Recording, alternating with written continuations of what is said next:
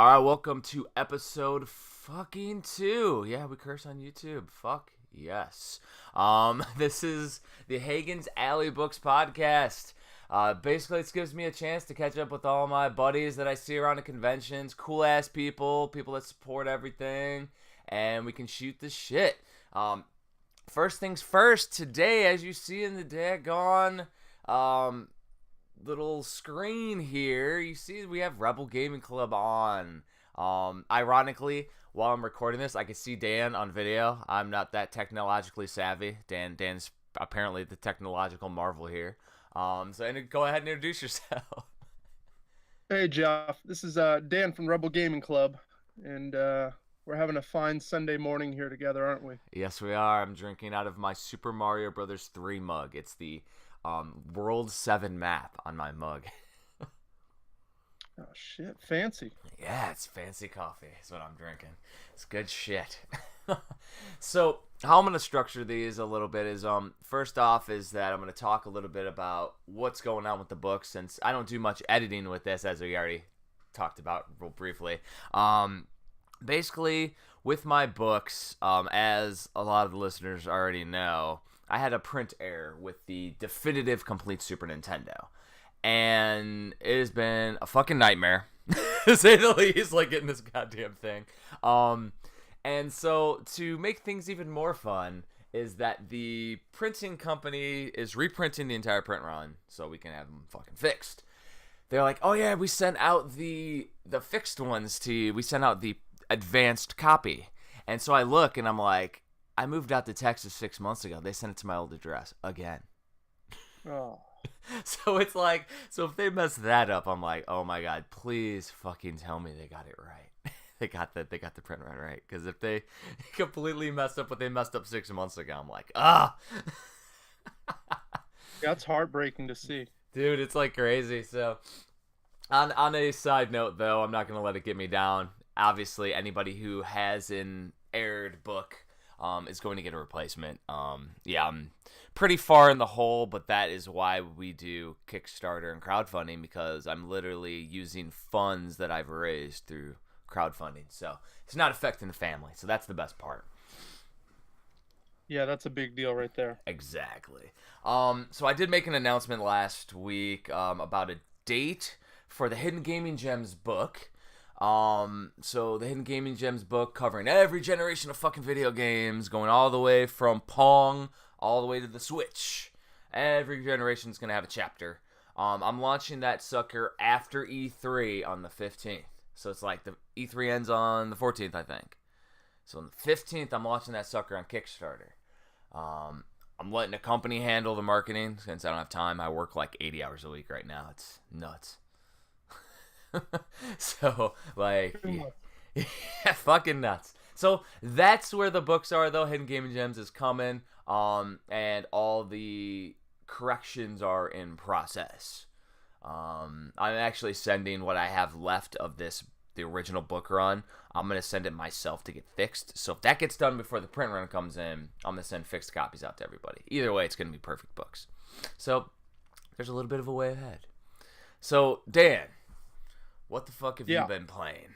What have you been playing? The last 2 months pretty much has been all MLB The Show, the new one on the PS4. Nice.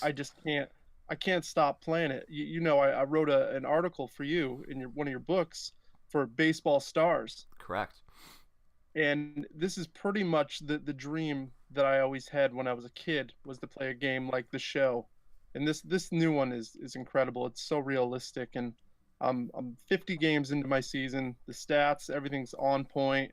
I'm struggling. I'm sucking real bad with the Red Sox, so it's fun. But that's all I've played, literally.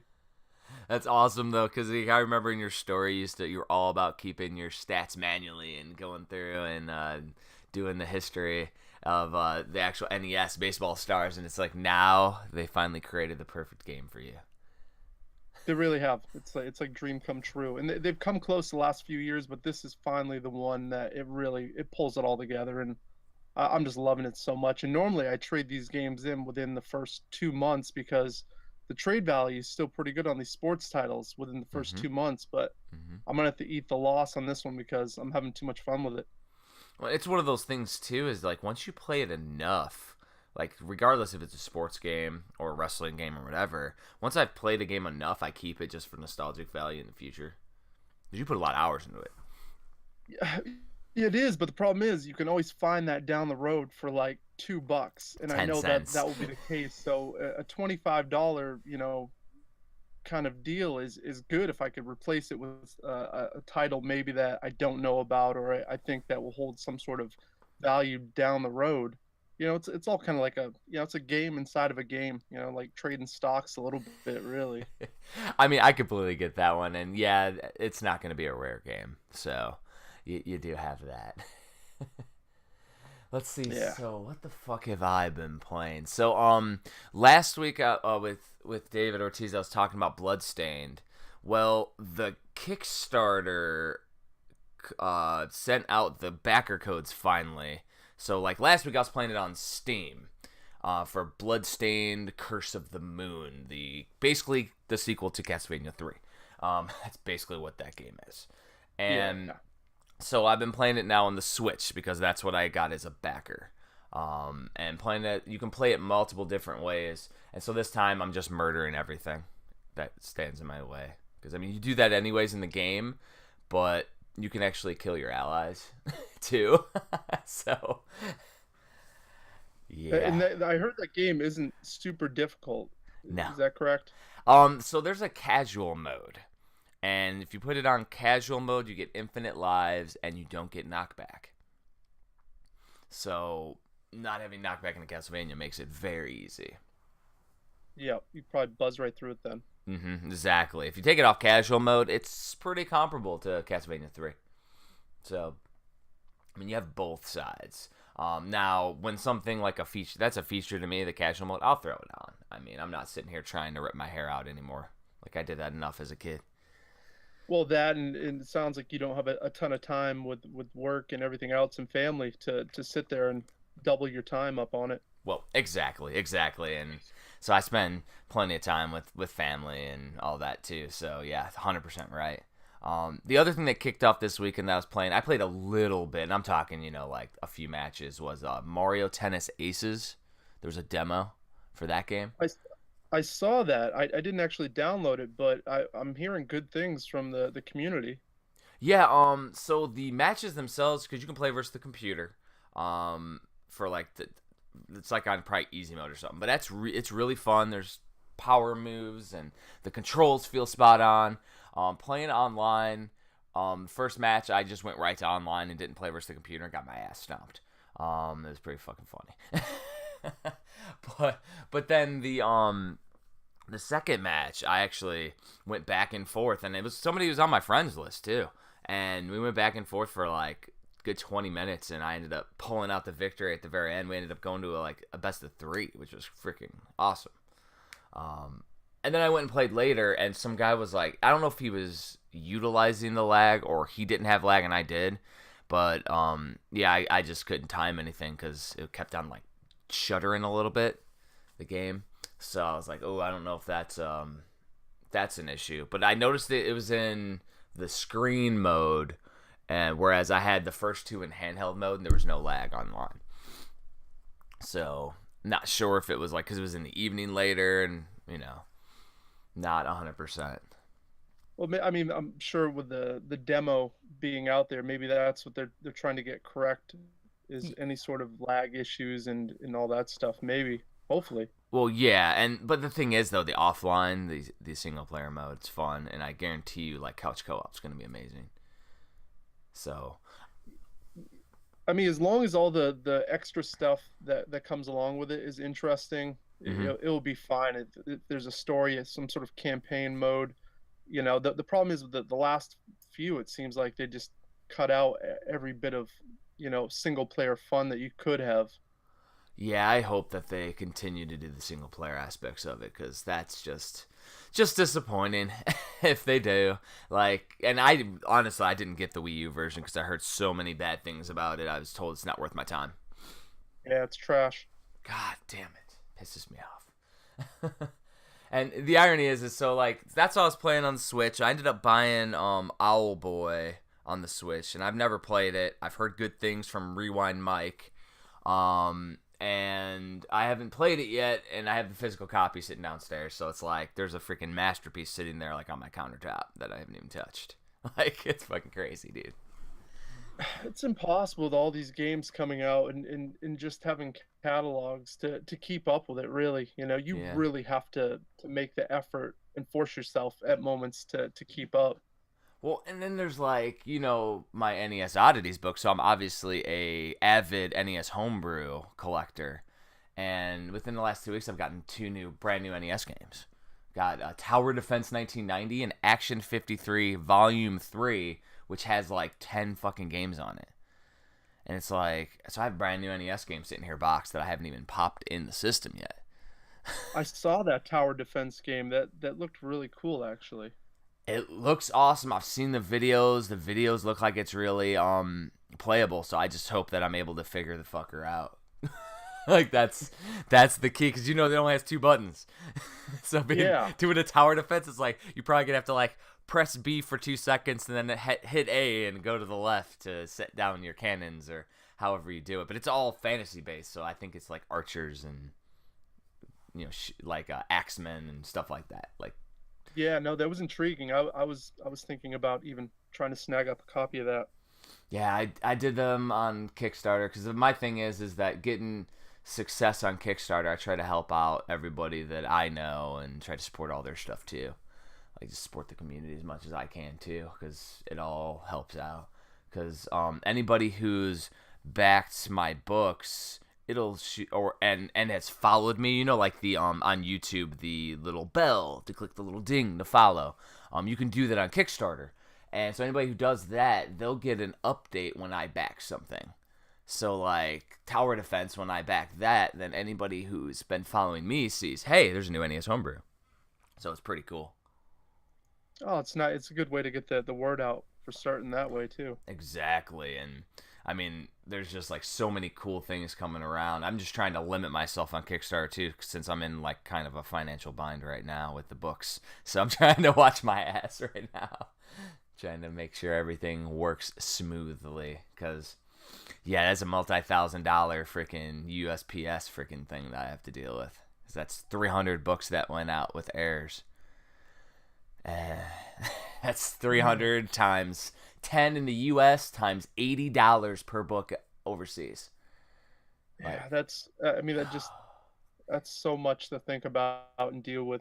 I killer, can't man. imagine. It's killer, man. It's just coordination and trying to make sure everybody understands that, hey, I have to play this waiting game. That's why I did that one update where it's like, and now we wait, and now we wait again, and now we wait again.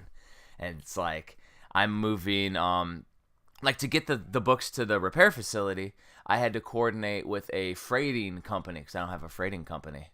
So I have to get the books moved via freight to a repair facility, and I've been waiting a whole week for this freighting company to set up an account. Like just not like tons, and that's gonna cost probably a few $100s just to get it there, just to get it to the thing.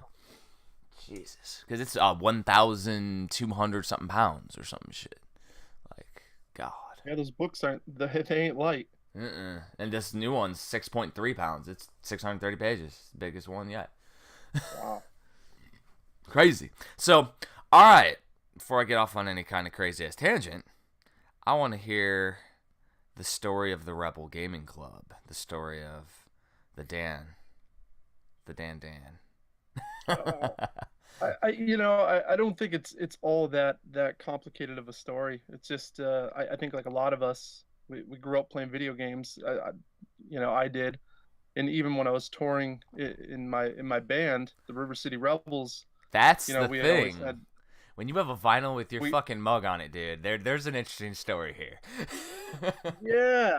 I mean, I lucked out right out of high school. I got a record contract with my band, and essentially we were able to have like a 12-year career touring and doing everything that bands do, releasing records and just having a good time, not having to work a job and stuff like that. So we did that for a long time. But during all those years, We had different, box trucks that we toured in. We had vans, but we always had consoles in there.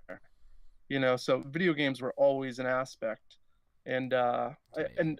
I guess I wasn't a collector then, but if there was a game that we wanted to play, we'd communally buy it and then kind of do it that way.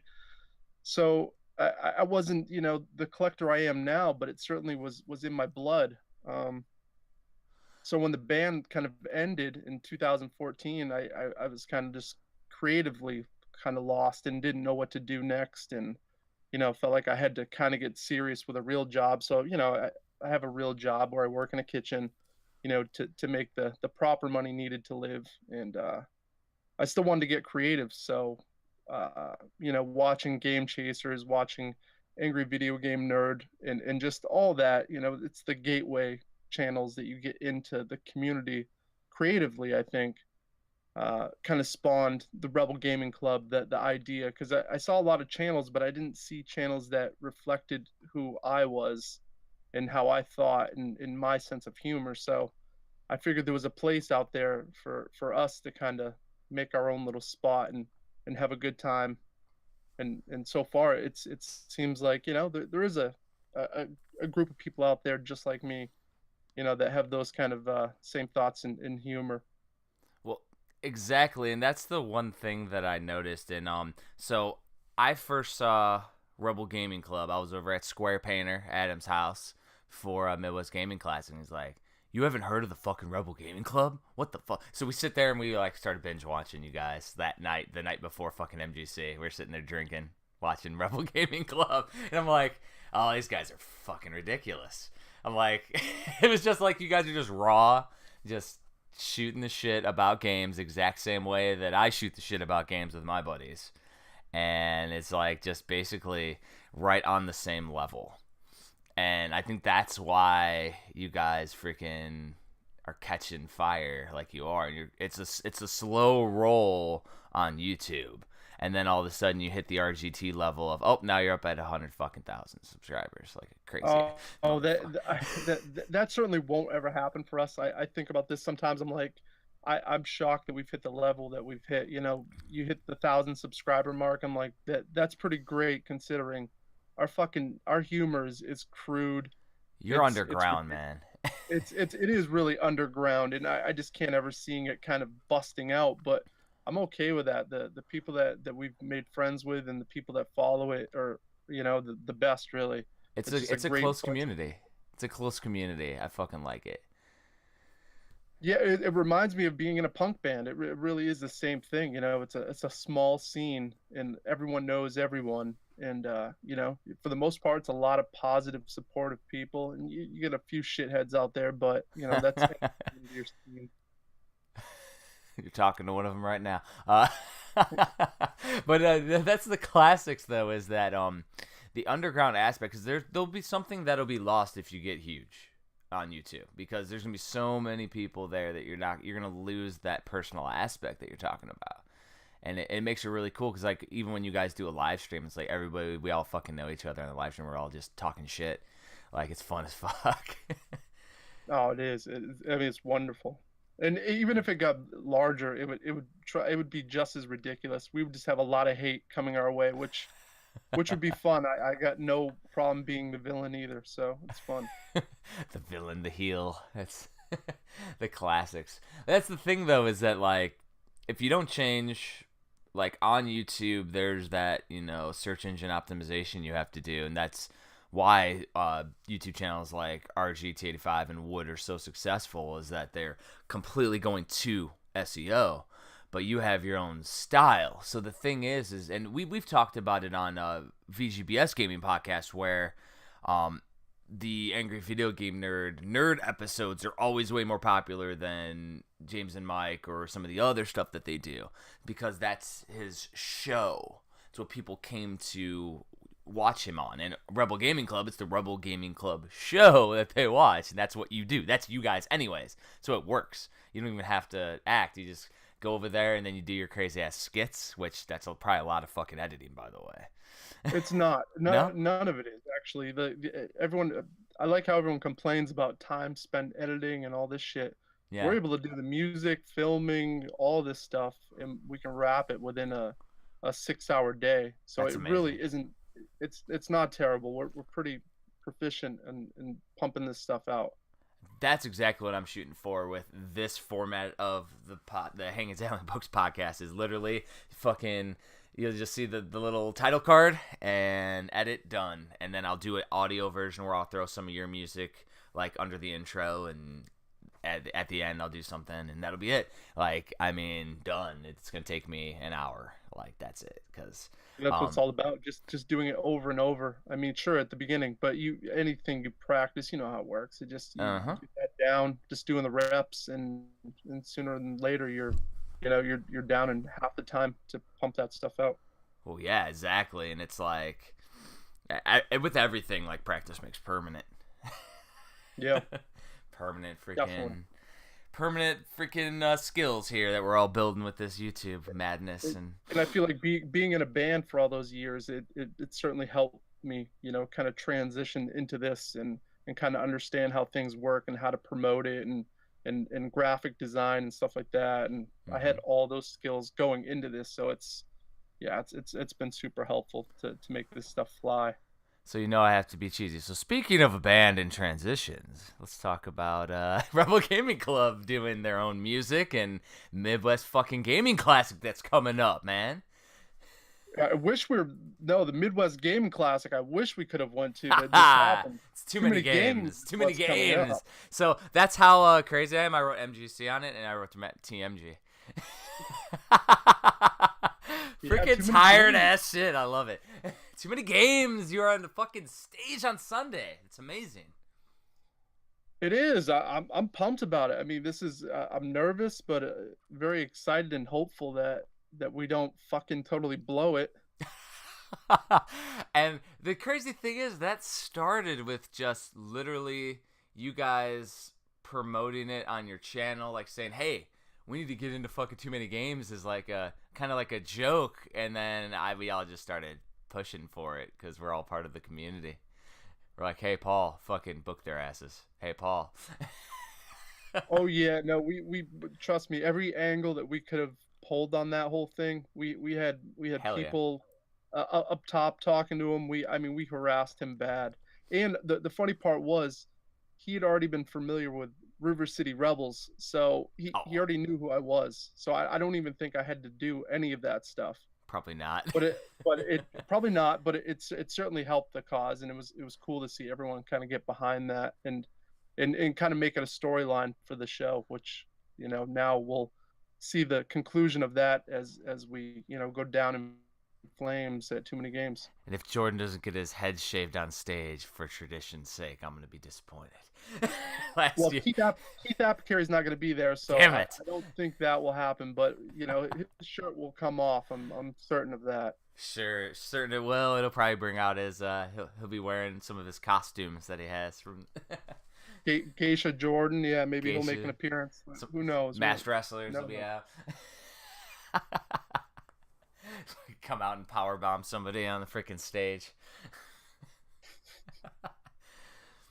Yeah, since I moved out to Texas, as I mentioned a little bit earlier in the cast, so I mean I only have so many times I can go around to conventions this year. So I think I'm going to like 3 more this year, and so Too Many Games wasn't on the schedule this year, unfortunately. Yeah, that's a bummer, but I'm sure next year, hopefully, everything lines up and we're both there hanging out. Hell yeah. Yeah, I'm going to Classic Game Fest next month in Texas. That'll be fucking pretty badass. There's so much going on in Texas. That scene in general is just it's pumping.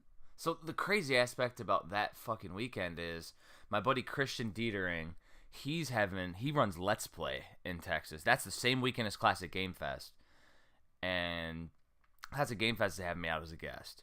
Let's Plays that weekend, and Retropalooza Houston, same weekend. Oh, All of them. that's a lot. So you got Dallas, Austin, Houston, and I think Retropalooza might have moved their date for that or postponed the Houston one, because the Classic Game Fest one's the biggest retro game convention in Texas. Is So it really? yeah, it's pretty big. I don't think it's as I don't know. I think Too Many Games is bigger, but that's not in Texas, obviously. But I think Too Many Games is bigger. I think Portland is bigger. Even Midwest Gaming Classic. Um, I hope Midwest Gaming Classic happens next year because there's a chance it might not. Need to get out. I love that convention. It's fun. Yeah, I've seen footage, and it's definitely one that we were gonna shoot for next year. So I'm Yeah. hoping that it happens next year. Yeah, there was a blizzard on Sunday at Midwest Gaming Classic. So like they didn't nobody showed up because they couldn't get on the roads on Sunday. Oh, Yeah, yeah, so that, when you're running a convention close to the line and nobody shows up the last day for to door sales, that's pretty hard for the guys who run the convention, Dan and the guys. So I hope that they can still make it happen next year. But yeah, too many games is freaking a blast though. Last year we only got to shoot this shit briefly though.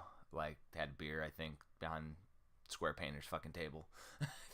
yeah. No, last year was nuts, and we were pretty much working and promoting the whole time. So it's yeah, you get like a half hour time slot to hang out and chat, and it seems like that's about it. Yeah, and I mean that year was pretty crazy. The year before that, I had the panel with, and I had on my panel I brought on like randomly Scott Squatch, freaking RGT85, D and Dave, and then freaking Connor was getting Super Nintendo games thrown at him as dressed as Batman, and his dad was filming him, which his dad is freaking Old Man Pete.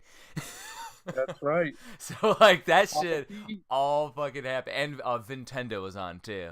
Nintendo was on with us too, and it was like that was a fucking crazy ass panel. That was all impromptu, like all Paul expected. I mean, that's how it should be. And some of these panels I've seen it's the same shit every time. Where I'm Yeah. like, you guys got to reinvent your panel. You can't do the same panel every year.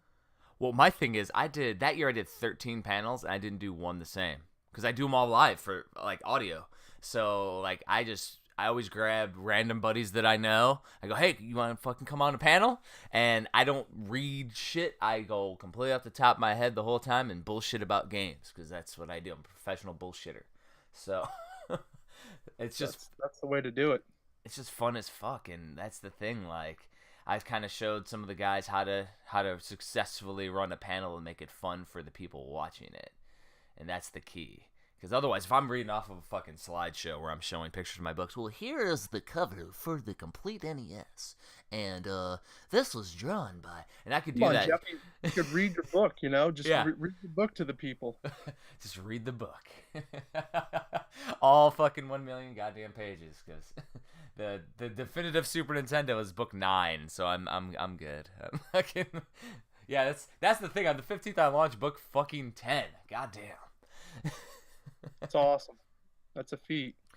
So last week in the comments section, back in the day gamer said he didn't think he can wait 2 years for the complete Sega Genesis book, because that's what I'm working on after Hidden Gaming Gems. And I said, dude, I work lots of fucking hours. It's probably gonna take me a couple years to make this fucking giant ass every single release ever for the Sega Genesis book. Because think about Super Nintendo and the NES. So complete NES and NES oddities combined. That's going to be the Genesis book. And I'll probably throw in Sega CD and 32X. Yeah, that's a massive. I mean, yeah, 2 years sounds about right to put something like that together and research it and make sure everything's on point. Yeah, Yep. that's so much work. So the thing is, though, is that last year I did the research already for every system all the way up to PS1. So I already have the research done for the Genesis book. Like I have it all split up by licensed. I call it bullshit games. So I don't want to write about every iteration of Madden like I did in the Super Nintendo book. Like, or every iteration of FIFA. So I'm going to list them out. And then if a backer wants to write it, because backers write and contributors write about games. If they want to write about a game, they can write about it in the section. Because otherwise I'm not going to, they're still going to be in a collector's list per se. but they won't have write-ups because that drove me fucking nuts trying to find differences between every Madden and every FIFA and every MLB game and every NBA game, and Yeah, that's too much. That's madness right there. and I'll piss off people with NHL 94. I will. Because... but that's okay.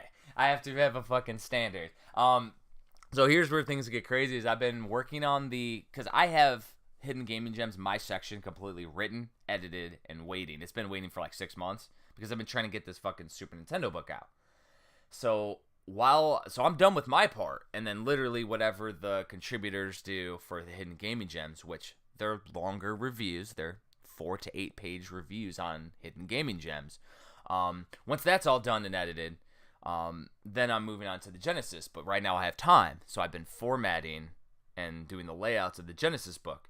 Well, back in the day, Gamer lit a fire under my ass last week by posting that he wants to see it. So last night while I was shooting the shit on VGBS with Kyle, where we didn't even record because he went off on a tangent on Star Wars Episode 8, I started doing box art. And so it took me about 3 months, and I was up to the L games in the Genesis licensed library. But I found a quick thing in InDesign yesterday. I got through the entire Genesis library last night in about 4 hours for box art. Like, I'm saying I got through all the licensed, the PAL exclusives, the Japanese exclusives, the bootleg games, all of them. So I got done with 250 pages of box arts formatted last night because I found a quick way to do it. Well, that's like, a game changer then, right? Jesus Christ. Like, it was insane. I was like, I just found a way because I was manually having to edit and resize every single box art to make it look perfect, and I found a way to do a quick import, and I'm like, oh shit. And it would have been nice to know a while ago, huh? 3 books ago, yeah. Fucking nice. God damn it.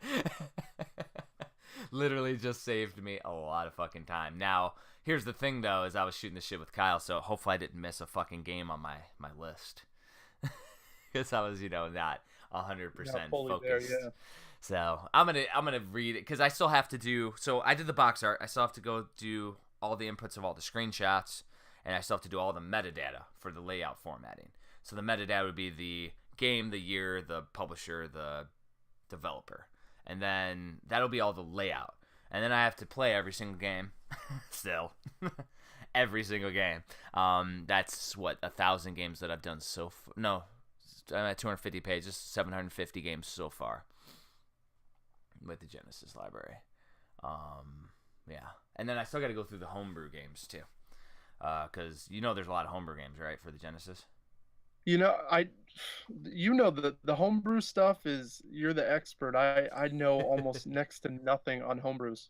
Okay, so to put things into perspective, my Genesis list is about 562 games that don't include like I was just saying, the BS section, which is about 142 games that are like just standard fishing or sports games and things like that I'm not going to write about every single one. Well, the homebrew section, looking at the list right now I have 219 that I'm tracking that exist, homebrew games. 219 brand new Sega games. That's and how many of those out of that 219 would you say are really well done and like games that are essential to anyone's collection, you think? So that's exactly why with the NES Oddities book you saw that I had 4 separate chapters in there on homebrew games. So that's what I have to do now, is I have to research every homebrew game, see where it's at. If it was released on a full cartridge and box art and everything, it's going to go in the first section. So it's going to be like released. So Pure Solar, for example, you know what Pure Solar is? Yep. That would be that's the epitome of a homebrew that's not even a homebrew anymore. That beats games that were released on the system. Like, that's an amazing fucking game. So that would be the epitome of of that. So there's going to be games like Fix-It Felix Jr., but there's 2 of those. I don't know if you know that either. There's 2 Fix-It Felix Jr.'s created by 2 different programmers. I did not know that. Yeah. The one that was released on cartridge was done by one of my buddies, and then the one that wasn't, I only found out about it because I years ago I hacked an Xbox, and when you hack Xboxes, there's this program called Coin Ops, and I wrote a whole article that's like literally the top hit on my site almost every fucking day. How Coin Ops is the best hacking way to hack an Xbox. Yeah, I got it on my Xbox right now. Hell yeah! And so one of the images from Coin Ops had Fix-It fucking Felix on it, and I look at it, I'm like, that's not the one my buddy did. What the fuck is this? So I started researching, and some guy did it the same exact year, and it's a different fucking game because they both programmed it. And so like the one that went on cartridge was done by Airwalk Studios, which is now another company called Second Dimension, and so there's like the windows don't re-break on Fix-It Felix with Wreck-It Ralph. So like when you play the actual quote unquote real arcade game, if you take too long, the windows will re-break as Ralph is breaking shit. On the Genesis one, that does not happen. So, whereas I think that the other version does have the re-break, but the controls suck ass. So, Catch-22 there. Mm-hmm. But the controls in the actual physical release are amazing. They're awesome. And then, yeah, so I'll have that section in the Genesis part, and then I'll have everything else, like all the different digital stuff, which I'll probably use that same list format that I'm using for the licensed sports games for the downloadable games. Because basically, you'll be able to download all of those for free, and I'll probably put a link just like I did with the NES Oddities book, like where you could find it, like the website. I thought that was pretty cool. That way you can, those who want to delve real deep down that fucking rabbit hole can. Yeah, that's a deep hole right there. That. Yeah. I mean, I have weird ass Genesis homebrews over here. One is called Zombie Terror. So if you know the zombie movies in the UK were called Zombi. Somebody in the UK released a Zombi Terror like visual novel on the Genesis Mega Drive, and it's all horror based, and it's fucking amazing. Like, and the labor of love that goes into those kind of projects, it's I can't imagine, because you don't know who's getting those, and no how do idea. you promote that, and because like mine came in, it's like one of those clear VHS clamshells.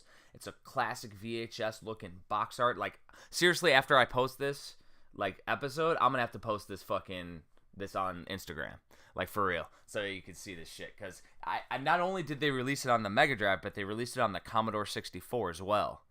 What? And so I have both, and they were like $20 or something too. They were cheap as shit, and I'm like, that's when I realized a little bit of the nuances of the Genesis, that I had to get a Honeybee adapter because the Mega Drive is not compatible with the Genesis. But with a Honeybee or a Game Genie, it is. Yeah. So, yeah, but like this, it's a weird ass fucking combo thing that I got. Like I got both, but I've never played the Commodore version, but the Genesis one is on point. Now, with the collector's market for that kind of stuff, is it crazy? Is it people go nuts over that? And because I'm sure the print runs on those are really low, I would assume. Very low. I don't see it being as crazy as the NES one was. I say was because, like, I want to say that when I released Black Box Challenge, like the Kickstarter, which was with the complete NES a couple years ago, that was the pinnacle of where NES homebrew collecting was crazy. People were going nuts. They were spending thousands of dollars on limited editions and shit. It was insane. Like somebody posted like an auction on Nintendo Age, and people would bid it up for like $1,000 for the top number one and shit. Now it's you're lucky if it gets up to like $80 or $100, like a normal collector's market now again. But it was like crazy for a few years. And so when I did Black Box Challenge, it freaking caught fire. It went nuts. I mean, that's just a brilliant idea, period. I mean, that I could see why that took off, because the concept is amazing. Oh yeah, the collector's game where you play an RPG with almost Mike Tyson's Punch Out like reactions in the RPG, a gameplay. That's the fucking fun part. Like the thing is hardly anybody's played it because I only made a limited amount, and then Sly Dog Studios went with Infinite NES Lives, and they took the art because the art has me swimming in a pool of Nintendo games. They took me off of it and just made a white label, and like so there's no marketing to it at all. Well, I mean, how many were printed up? So I did 30 of the limiteds, which was the black box art, black NES black box art, and then the non-limited, I only printed as many as I had people buy it during the Kickstarter. So I was 80. So I didn't like I didn't do any. So it's you're out of luck if you want to get a copy at this point. There might be another 20 card onlys that I did, 30 maybe, like without boxes, but like I probably have about 4 more completed boards down here that are just sitting in a box that I could make like a few more cartridges if I needed to. And then basically that's usually just for friends and stuff that like, hey, I need a copy of the game, and I'll make them a copy. Not even because the thing is it's cool as shit. The game is amazing, and I made one for Riggs the other time, and then he took it on the Metal Jesus' channel after I sold out. I sold out literally the week before that video aired. Felt bad because I mean, that's awesome. That kind of stuff feels great. It's just that's what you want to do. You want that kind of success right out the gate, and that you've done it. It's there. People want it. It's gotta be a great feeling, right? I mean, it's awesome, and the thing is that like that was 100% Sly Dog Studios. Like they incorporated like the ideas and everything. It was just me shooting the shit with Rob from Sly Dog, and that's his mastermind. All the inside jokes, all the collecting, that's all Rob. And literally, he just associated with my book and got completely like blown away by the reception. That's why I'm like, he did really bad marketing it though for it's still available. Like it's available on Infinite NES Lives, but it's just a white label. So I see what you're saying. That Yeah. it's just the cool art is all gone at this point, which is kind of one of the big draws to it. It's like anything you see that art and you want it. Yeah, and it's the Garbage Pail Kids guy that did the art for the cover and everything. So it's like, and it's the same guy who did the art for the Complete NES book. So it like goes hand in hand. And I didn't say he couldn't use the art. He just didn't want it to say Jeffrey Wittenhagen's anymore. So he just took the name off and just called it Black Box Challenge. I'm like, okay, like whatever you want, man. That's on you, brother. Like I don't care. I was just like, that's stupid. I mean, you're the one that's out at these conventions. You're in the community. You think you'd want that name on there. I would want that name on there because I know you're going to be out there working. Yeah, and I would have like he could send me copies and I'll sell them for him. I don't care. Like whatever. Like I've done the same thing before. I do this all as a passionate hobby. Like the book thing, everything's all for just the same reason why everybody does YouTube channels. Why you're doing Rebel Gaming Club? It's just because we fucking love video games. Like, well, there's a need for it, and that's with any community. It's like you look around, and if you don't see what you want to see, you create it and make it happen. And it's a reality. It's something that's real. Yeah, it's the same deal with the music. Making an album. There's a lot of bands out there. I just don't hear bands that are making the music that I want to hear about video games. yeah, exactly. And like the style that you guys are doing is way different than anybody else that I've heard, because you've been posting on your YouTube channel, which there'll be a link obviously, but like you've been posting up music videos as you record them, which is fucking really cool. Like, and you get to see like the style, which is different than what anybody else is doing. It's completely RGC style. Fucking cool. Yeah, just like I said, lucking out on those years of touring and playing, in a punk band and all that stuff, and really just taking all that knowledge. And now, if we could just find a drummer, That's what we need is a drummer. So drummers out there. Hey, another 7 years if you don't have a drummer, and I'm fucking retired here because I have less than 7 years till I retire from my current career. I'm a drummer, but I fucking move every goddamn 2 years right now, or 3 years, so it's I am not reliable except for maybe at conventions. We're realizing how difficult it is. I mean, because we have members, we have a bass player, we have a guitar player, and then there's the three of us singing, and plus you add in occasionally you got Yesay Asha also and Mosley, and Yeah. it's the chaos of trying to line up rehearsals. Oh my It's near god. impossible. So we're going into all this pretty much blind. So you throw a drummer in the mix on that, Hell that yeah. I would be scared like how many times you just be like, all right, that was a fuck up. Let's start the song over again. And the thing is though is that like for me, whenever I play, I have to play with the members for a while to get a flow. Like we do like just like with how we do the podcast and bullshit and just shooting the shit. That's kind of how we did Enemy None More Evil when I was in the metal band before I joined the military. Is that we played and we toured around like Chicagoland, and I did guitar, I did bass, I did drums. I can play like any of the instruments and I can do any part of it. But like the drummer was the hardest part to fucking get. But you have to have you got to feel it with the band, to me. So.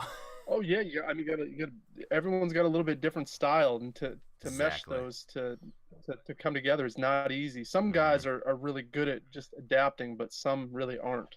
Exactly, and the thing is I like to I got to know when you're gonna want to transition, and like that's gonna be the key. I can't just sit down. Wait, when do I go to the ride symbol? Yeah, exactly.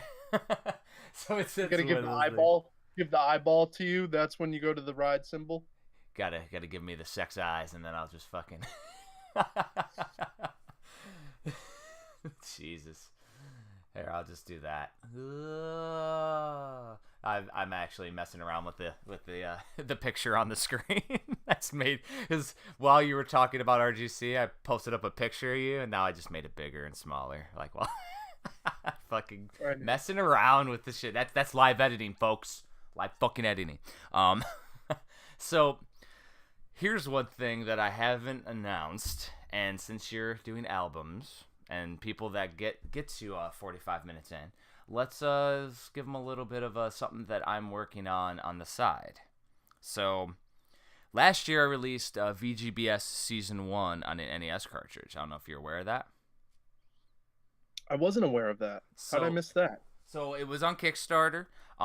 We did Video Game Bullshit Season 1. It's a playable NES cartridge, and you can read about all of our VGBS episodes. So we did like a text synopsis of every episode of Video Game Bullshit. There's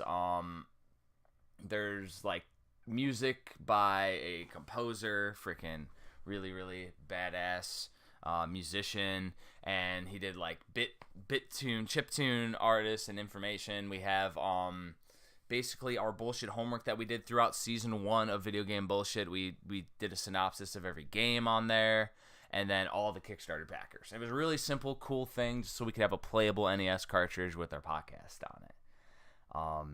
So one of the guys, fast forward to now, one of the guys that we room with every year at Midwest Gaming Classic is Memblers, and we call him the fucking Yoda of NES Homebrew. He's the reason why the tech exists that people can put games on cartridges. He's the one who did all the boards. He started it all like over almost 20 years ago now. And the dude's cool as shit. Kyle's over there freaking partying with them all weekend, every weekend at Midwest Gaming Classic. Awesome dude. So last year, after we did VGBS Season 1, he's like, I could get it so you could just play your podcast on the cartridge. The audio. I'm like, wait, how? So he is working on tech to play, we're talking 8 hours of audio or more. And he said, yeah, no problem.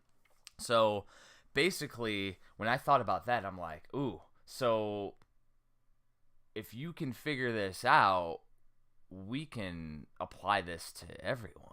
So think about Rebel Gaming Club having your album on a playable NES cartridge. I mean, that'd be amazing. Full audio. What kind of price point is on that though? He said it's not expensive because he hand makes everything, but like he said he's getting the tech for it, like the pieces from like China or something, and it's cheap. It's like talking less than $1 for the components. So like it's all on his fucking genius to put it together, and so essentially it's going to be like an micro SD card type deal. Like so that way you can just throw all the audios in a certain format on the micro SD card, and then the program that he's writing is going to call that onto the NES, and it's going to read it into the NES program, the audio. Are you aware of Sergio Alessandro's release that he did? Yeah, I actually am familiar with that one. So it's a similar program. Like he knows this. It's the same people who's programmed that would be in conjunction working on this audio engine. So literally, though, you could put any audio on an NES cartridge and play it.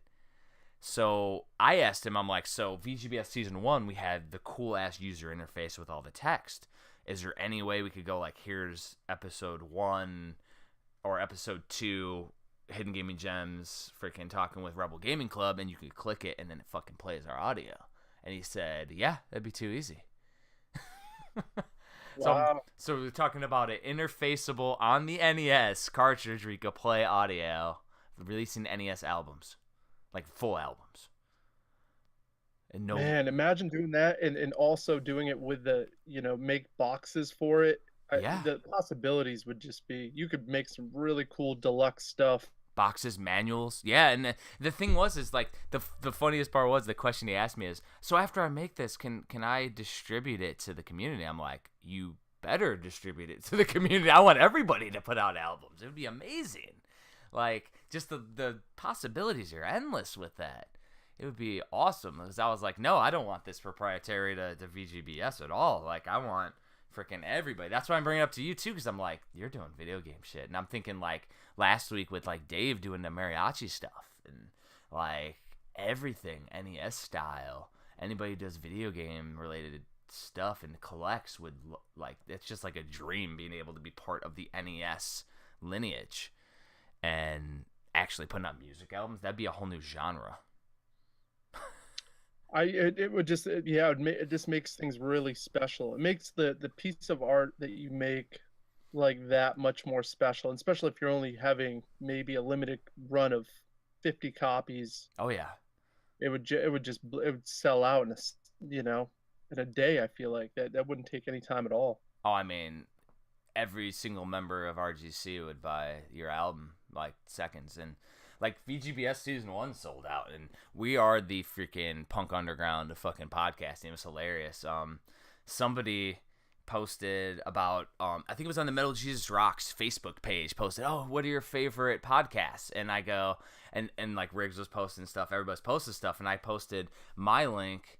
I was like, hey, nobody posted about VGBS, and then the link went away, and I'm like, I just went to Riggs' post. I'm like, hey, what happened to that? And they're like, it's too underground. Everybody knows about VGBS. Like only the cool. Yeah.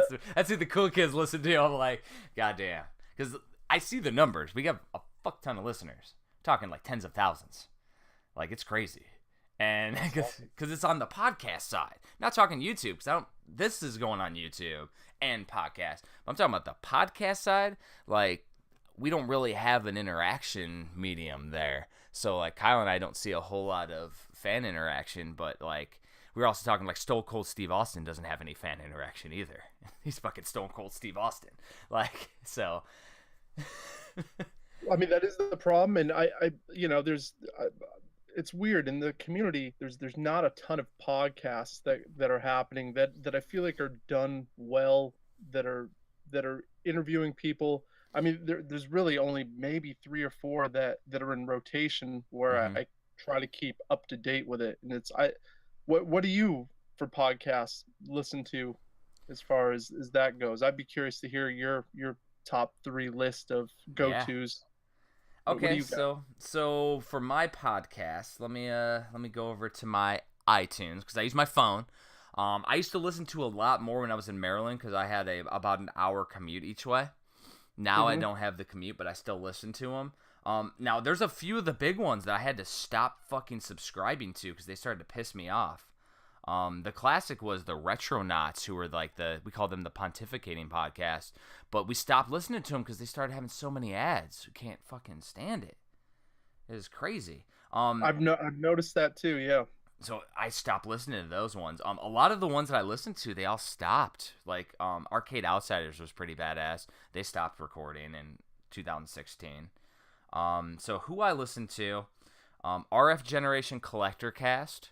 My buddy Duke Togo runs that one. He actually is the one that helped me get the podcast level up with VGBS initially with season 1.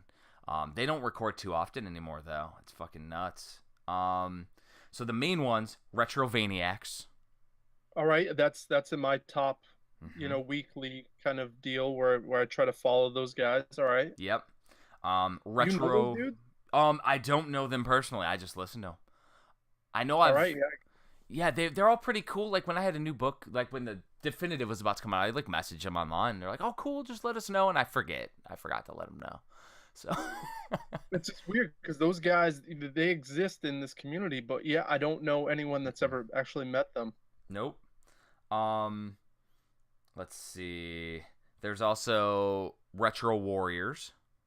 All right, that's on my list too. Mm-hmm. I listened to them yesterday actually. Yeah, those are my two big ones. Couple of buddies that I do know. There's three. Pixel Tunes Radio. That's Mike Levy, Mike Tendo.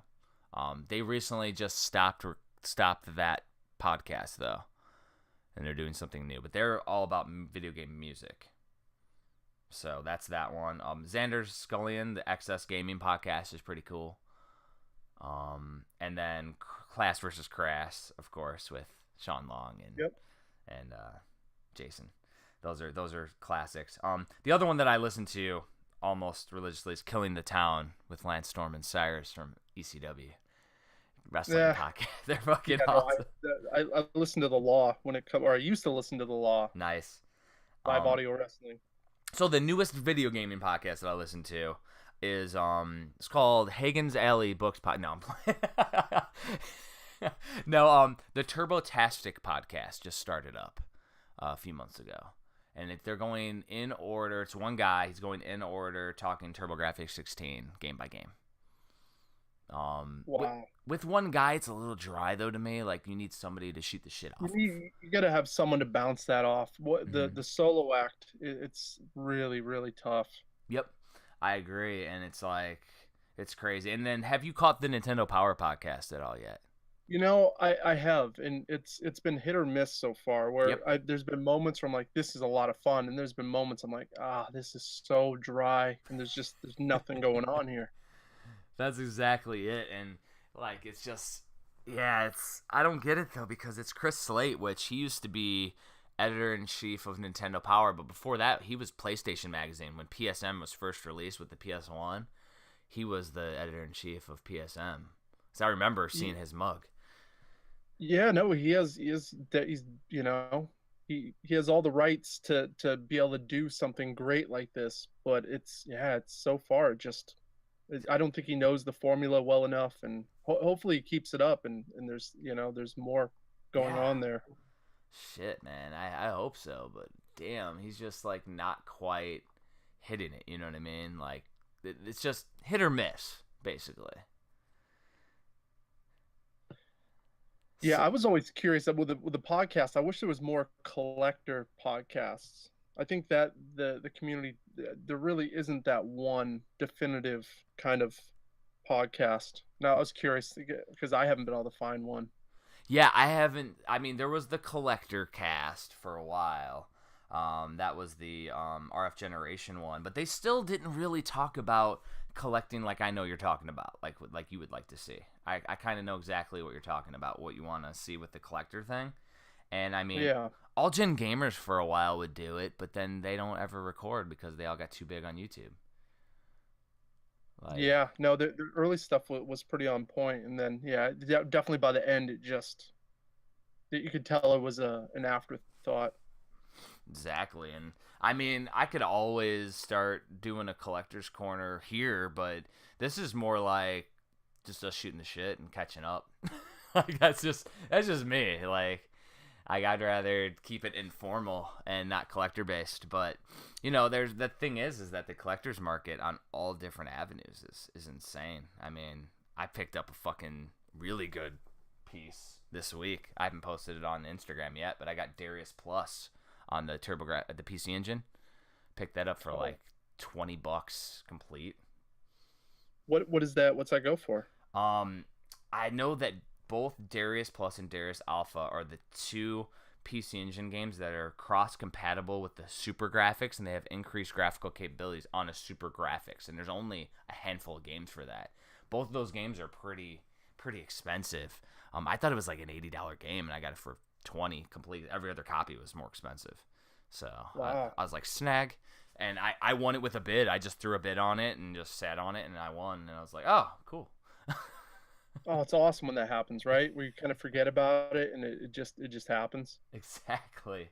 And like, so yeah, I picked up that sucker. And like, that's all I'm picking up is random ass rare shit that I've never heard of.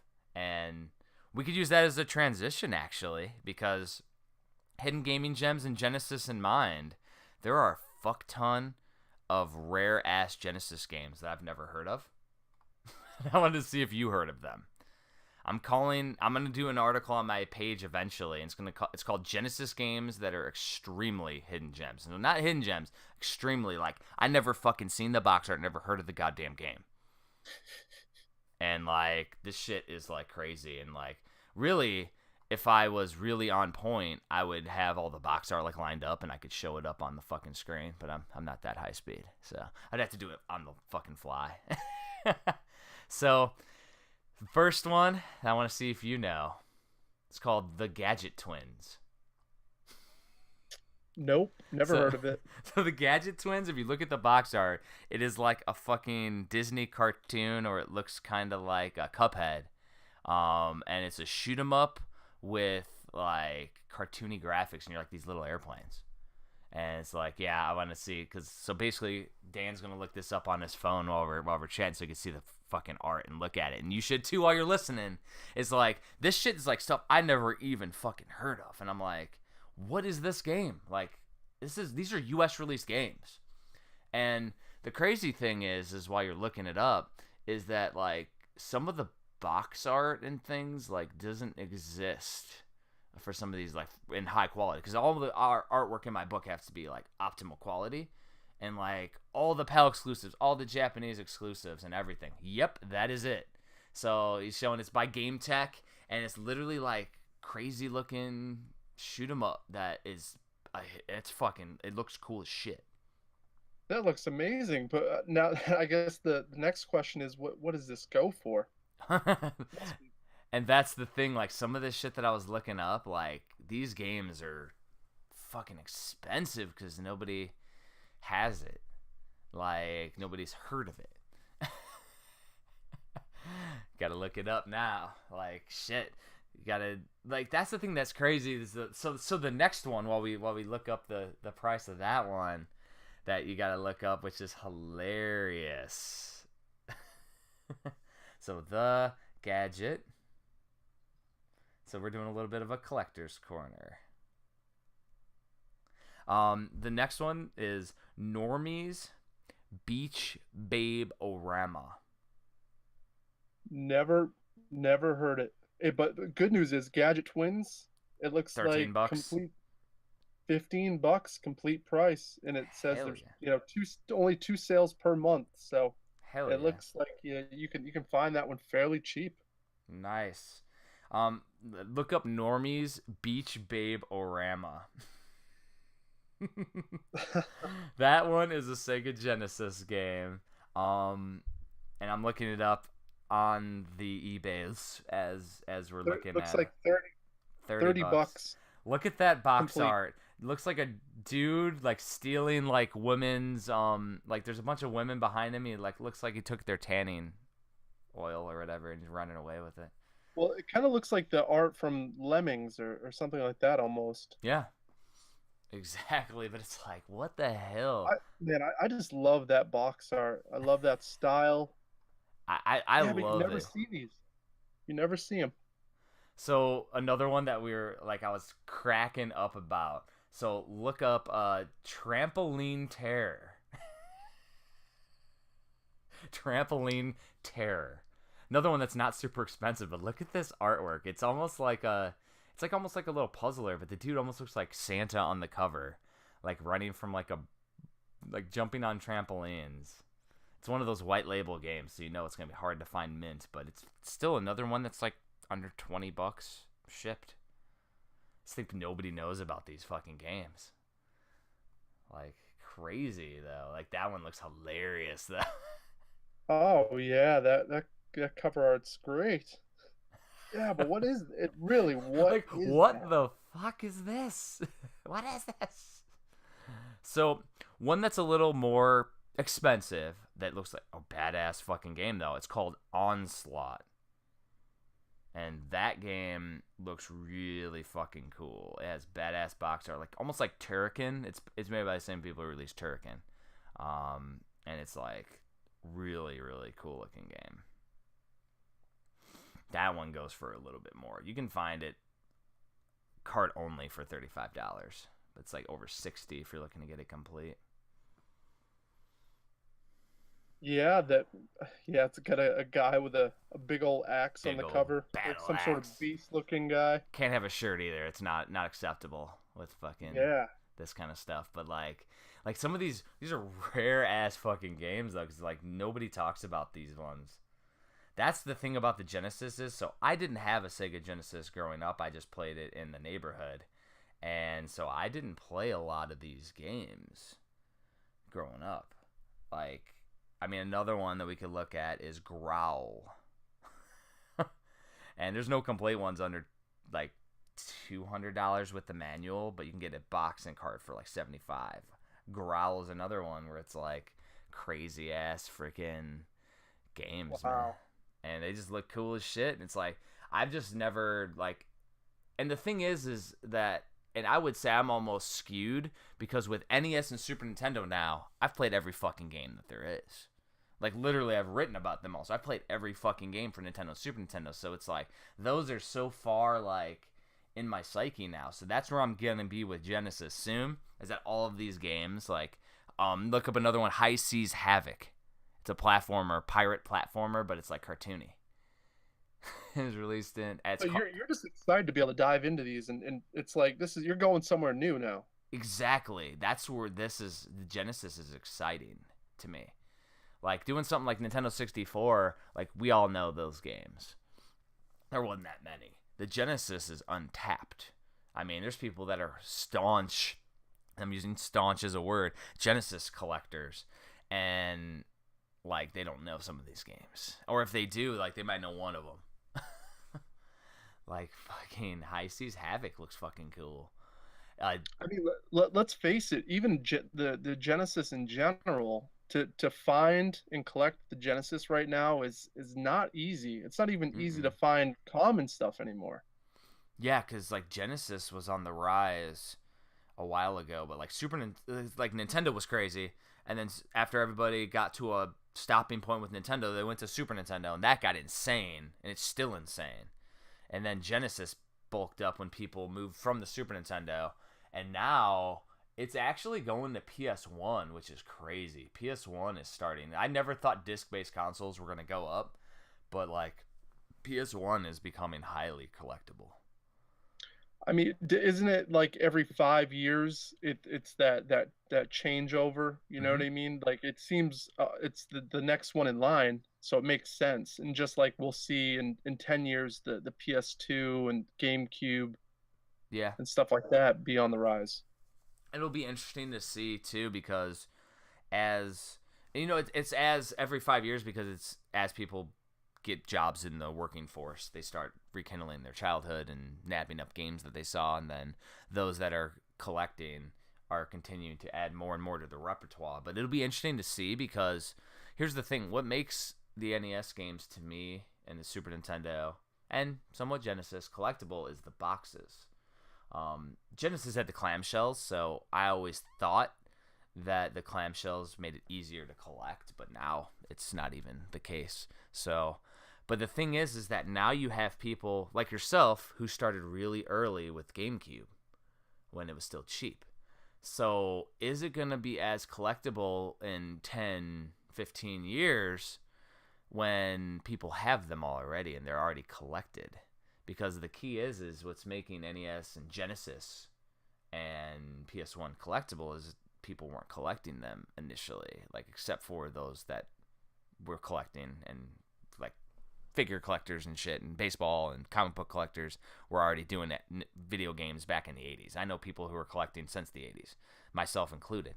But it's one of those things where it's like, will the PS2, the Xbox, the GameCube be at that level when people are buying one to play, one to collect, since about that era?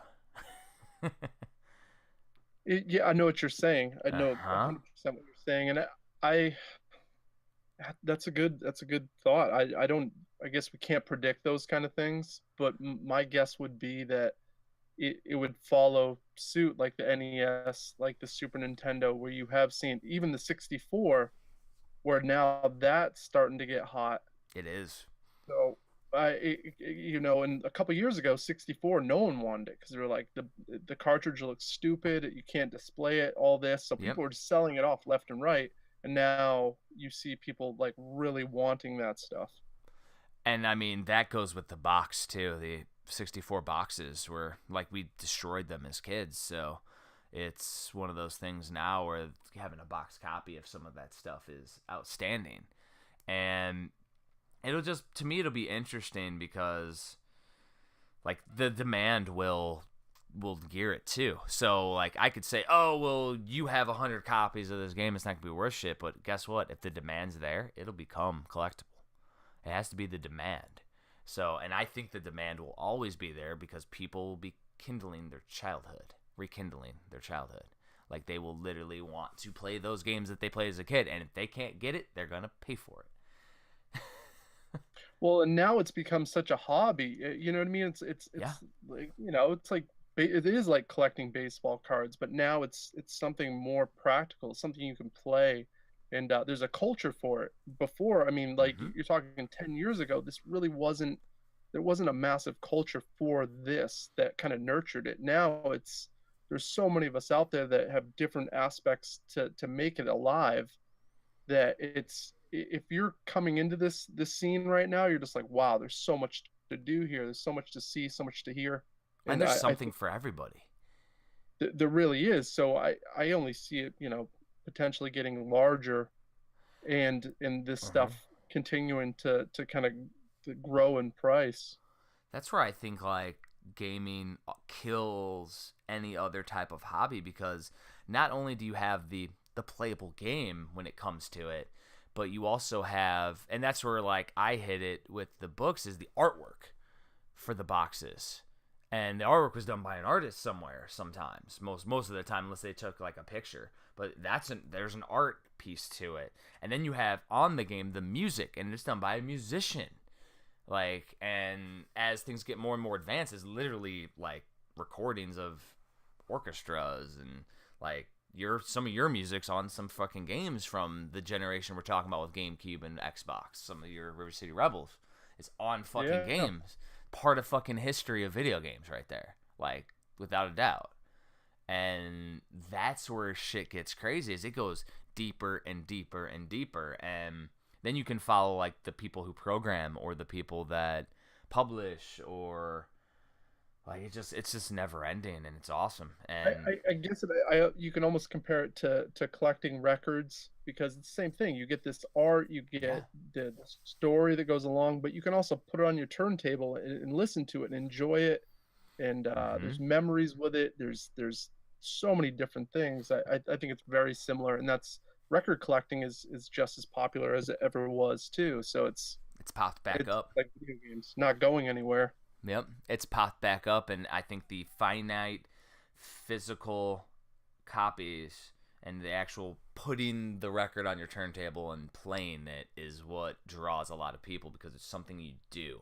Whereas digitally, it's not as much of an experience. It's the same thing with digital gaming. It's not as much of an experience, even though you're still playing the game.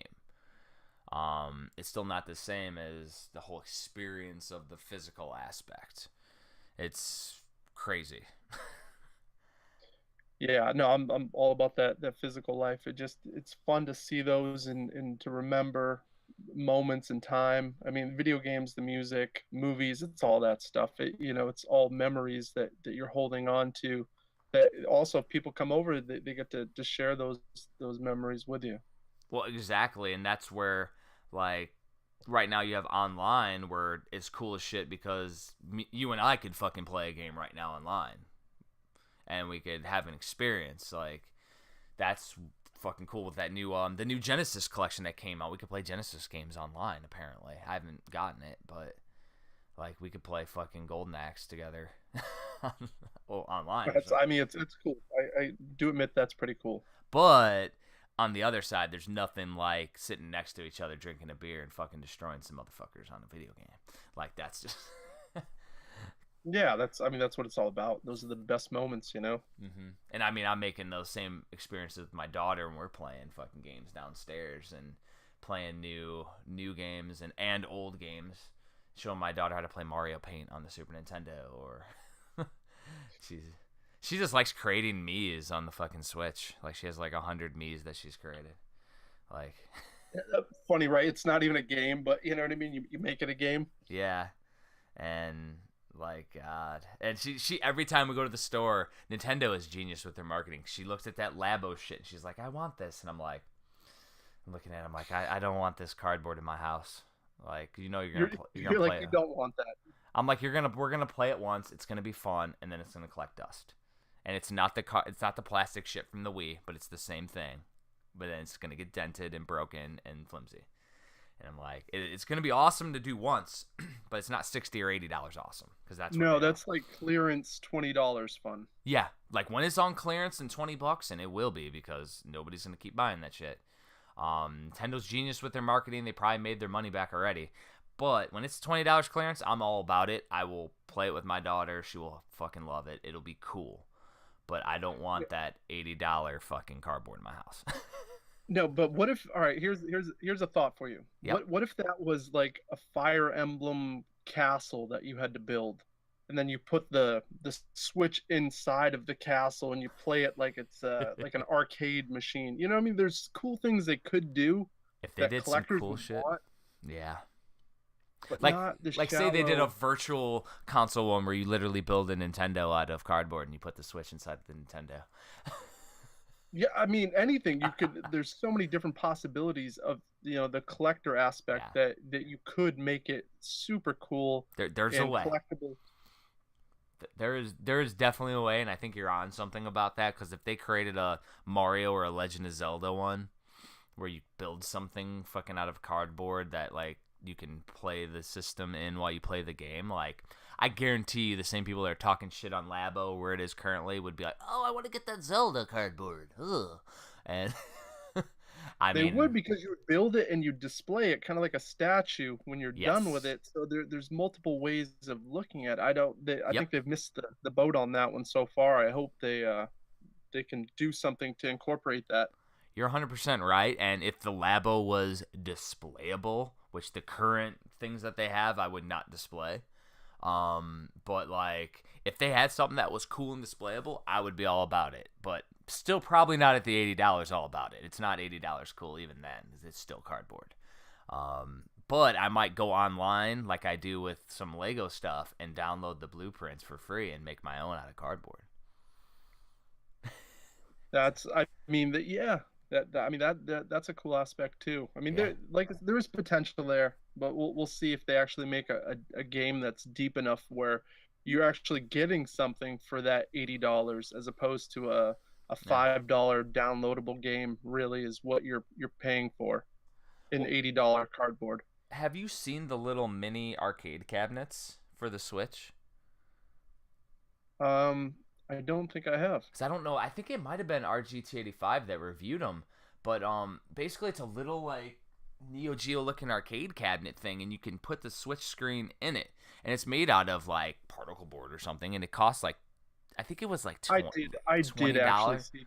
I think they're Yep. 20. It was $20, so I got one. It was $20, and it's awesome. It's cool. It's a gimmick. I used it a few times. Like I'm not gonna do it that often. But I put a World of Nintendo sticker on the front. It looks cool. But that's Labo. It's a gimmick. Like for $20, that was cool. It was made of wood. It was particle board. Like, but cardboard, even at $20, I wouldn't have done that. No, and like I said, it would have to tie in with a big game, something, and it's Yeah. a collector's edition is really what you'd have to do, or that piece of Yes. cardboard would have to be just something so special, The most special cardboard of all cardboards. really. And that's the thing, like they could do so much more with it too. Like they were talking about, or you'd see in the videos where they do the art part on it. They could have a paint by numbers art on it too, and then I was thinking that as well, that you could do that as an add-on for those. like I mean, the thing is though, is that from the collector standpoint, those will be interesting because the actual Switch collectors probably already bought a copy to keep sealed. So, but like in the future, like getting a complete Switch collection, I wonder if that's gonna be like you're gonna have to get all those. Oh, that would be brutal. I'm sure there will. But who knows? This library for the Switch isn't massive anyways, and Yeah, who knows how many more games they'll keep adding to this. But yeah, their online thing's getting fucking nuts now. Like their online like digital games, there's so many that are on my wish list, and I'm not buying them because it's like I already have a backlog of physical games. It's insane. And yeah, so, talking collector, I got a good one for you. What do you think about? There's two facets.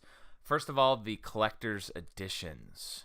Like, what do you think about that going forward? Because starting with this generation, the collector's editions have gotten way out of fucking control. It started with the PS3 era. Now with this one, there are like multiple versions of everything. I think if you were trying to collect a complete PS4, and then you had to get Mortal Kombat, for example, had 3 tiers of collector's editions. yeah. For me, I wouldn't as a collector, and I have a complete GameCube set. So Yep. the collector's editions in big boxes, I'm not such a I don't need those kind of things. If the game is wonderful and I love it so much, then yeah, you want the ultimate edition of that, which is Yeah. the collector's edition. But I mean, like I just pre-ordered one yesterday for the Valkyrie Chronicles 4 Mm-hmm. for the Switch. It's $100. I'm spending an extra $40 for an art book and something else. A Mm-hmm. map. I can justify that though, because I know that game will be something that I'm going to get hours of enjoyment out of, and I'm just going to love to look at it because the last one, was so wonderful. Yeah. It's interesting too because like I think it has to do with our generation because we're in the same generation where we grew up with console gaming coming into the foray. Like we both started young with the Atari. But then when we came to our own as gamers, it was toward that third generation of NES. And there were no collector's editions until you hit the PS3 era.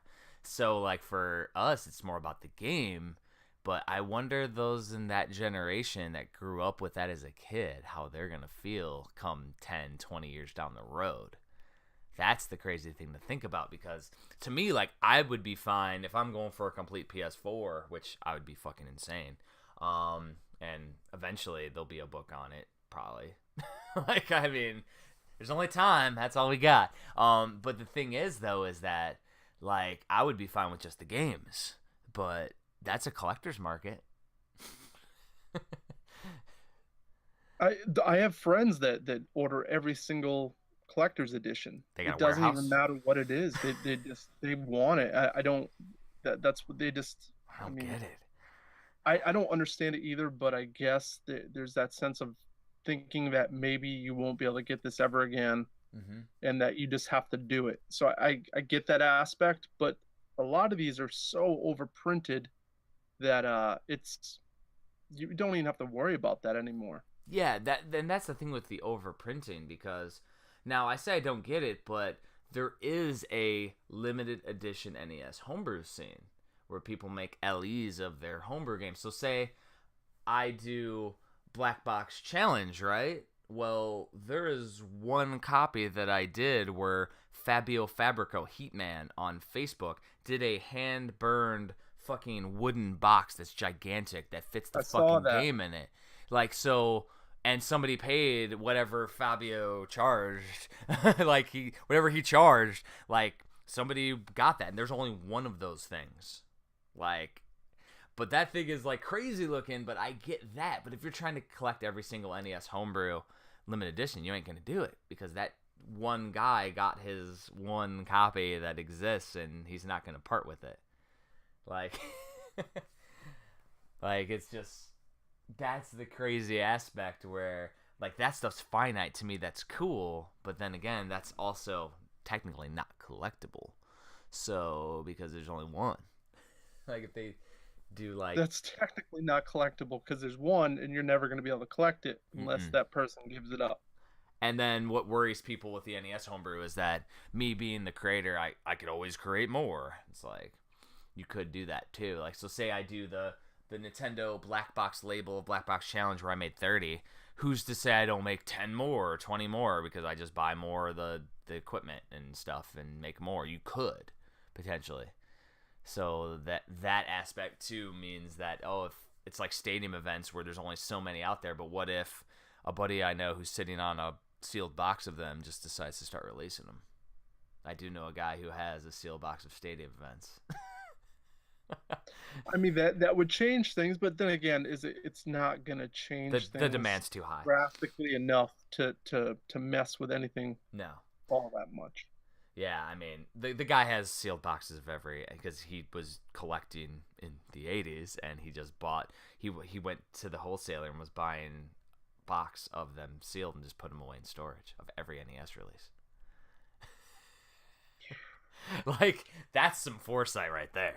And That's foresight. That's extra money. That's space. That's effort. That's dedication. That's madness, is what that is. well, and he was in the, had to be in the financial stability that Yeah, like we're in, or beyond what we're in now, like to be able to do that shit in the 80s, like, and have the connections. Like, I don't even know how he did that without the internet. So yeah, that's fucking crazy. I think he just had an in at a game store or at Toys R Us or something. But it's like, that stuff is crazy too. So before I get off track, the limited edition collectors editions is one crazy thing to think about. But it's like, there's also, shit, lost my train of thought. Awesome. But yeah, there's multiple facets with new collecting though that just always get me. It's like the stuff that's like limited edition, limited run games too. Like, what do you think about that? Like, where it's like, you know what I mean. Like I bought maybe two of those games. I just mm-hmm. most of them I don't care for. And there's a reason why you probably didn't see those originally on a console. Yeah. And that's the reality of that, is that a lot of those games I don't feel like are full games. They're not deep enough for that experience to warrant putting the money into the product. Um, You're but yeah, talking borderline I shovelware. understand yeah, exactly is what it feels like, and I get it. And the price point's pretty good sometimes at $30 brand new, but I unless the game's something special and really caters towards what I like, I have no. But yeah, those people going forward that are going to try to go for PS4 sets, but who knows? Maybe in 10 years, these kind of things like settle down, because everyone's just scalping copies of all those games Yeah, and trying to make a premium. Because every convention we go to, they're I'm there. like, how does every table have five of the same game? Exactly, and that kills the allure to me. Yeah, it's like, wait a minute, how do you have so many copies of this? It doesn't add up, does it? No, it doesn't, and I was a little bit salty because I wanted Double Dragon 4 the NES box, as well as River City Ransom, Melee, the NES boxes, and I couldn't get them. And then I see so many people with them, and it's like triple the price, and I'm like, these motherfuckers are the reason why I couldn't get my copy, and it sours me on the whole aspect of collecting that way. I think that Douglas from Limited Run Games kind of, him and his partners, they kind of been watching, and that's why with the Switch they're doing more of a pre-order to demand type deal with the Switch. I think that's brilliant. That's the way it should have been from the get-go. And if they do what they're saying, which is once the pre-order date's done, no more, that's awesome. Because then it's like, you know what? Get it while you can. And then after this time, you got to pay attention to Limited Run. Then you can only get it from them if they have any remaining stock. Because they'll probably do what I do and take any of the extra funds for that game and get a couple extra copies for conventions. But did you hear this also? That I heard this. I think Smash JT might have leaked this information that their Nintendo, for every downloadable game they have in their catalog, you're going to be able to make a physical copy on the Switch with the cover art that you want. I've So heard that of could that. really, that you didn't hear about this? No, I've heard of it, but I didn't. Maybe it was Smash JT or somebody, but I haven't seen anything since somebody talked to me. This was like a few months ago they were talking about it, right? It is, but it seemed like they accidentally had leaked that information and pulled it back. But it would make sense, and you got to pay a premium of $60-$70, but that could change that whole market too. You know what I mean? And then think about collecting. Like, then what is it? Like, how do you collect for the Switch? Because you could literally have infinite games. Yeah, but it would get really expensive, right? At $70 a pop. Yeah, whatever it is a pop. It's like, so then what is the standard art? What is the, and then what is the games that are, like, you'd have to have one of each game that's on the, and one of each variant of each game. So, like, say they release a different version digitally than they do on the physical release of a certain release. If that digital copy is different. And then do the demos count? Because you can put the demos on a cartridge, technically. Oh, I think that. I'm just saying, like, I open up, like, I do collector's books, so I open up rabbit holes, man. But then again, the market won't sway with price. So once you have that copy, it's only worth $70 max, and then there's a good chance it's worth a lot less to most other people that don't care about that game with that cover variant. Yeah, and my thing is I'm thinking, like, down the road when it comes to people getting the games after this service is done. Oh, I see what you're saying. Yeah, when it's all said and done, When then it's yeah, I all guess said and that changes done. the whole thing. That could be some big money, I guess. Like, because I'm literally going to get every digital game that's not going to be physically released from, like, the ones that I love. Like, anything that's a hidden gem. That'd be amazing. I would get. And I could already assume that some of my buddies that are doing games, talking about, like, the Game Sturdy ones with Sydney Hunter, I'm assuming that they'll use that service to make their own games or have another person do that. So Sydney Hunter will be physical. Like, gotta assume. They're collector vision. They gotta have a collector's edition. And that's the thing. So I wouldn't have to do it for those, but, like, for some of the other games, you got to think, like, and the thing is that does open up that possibility. What if the developers start releasing their games with Nintendo's system for like $70 a pop? Yeah, it's crazy to think. It really could change a lot of different business models for Nintendo if they see that some of the stuff takes off. And I don't know. I'll be curious. This is really intriguing stuff to me. It'll definitely change the landscape, I think, and it'll be interesting because there'll be people that'll just be like, oh no, I'm not gonna go down that rabbit hole because I don't care about it. But then there'll be other people that will have some badass copies of games because there's stuff that's gonna be released that are just classics that are on the digital. Yeah, there's a release. bunch of shmups on the Switch that's the only way you can play them, right? Yeah. Oh, and Outside of and imagine doing a fucking Neo Geo collection that they've been releasing. They have Switch Neo Geo collection. That'd be kind of cool too. That'd be kind of cool. And then you have Ikaruga that was just released, so you could have Ikaruga with the Neo Geo, and you could have this consistent box art style over all your shit. Like, thinking about it as a retro collector's like, god damn it, that rabbit hole would be That's like $1,000 holy investment. shit, multi-$1,000. Like, Yeah. god damn it. And that's just one niche. Like, we collect everything, we play everything. That's not for me. Probably for you, it's not even a financial thing that I want to jump down right now. It's not a hole that I want to do. Nope. Little by little will be the only way. So I did figure out what I was the second part of the collector question, and it also started around the PS3 era. What do you think of, and it didn't because it started before, but what do you think of ultimate releases?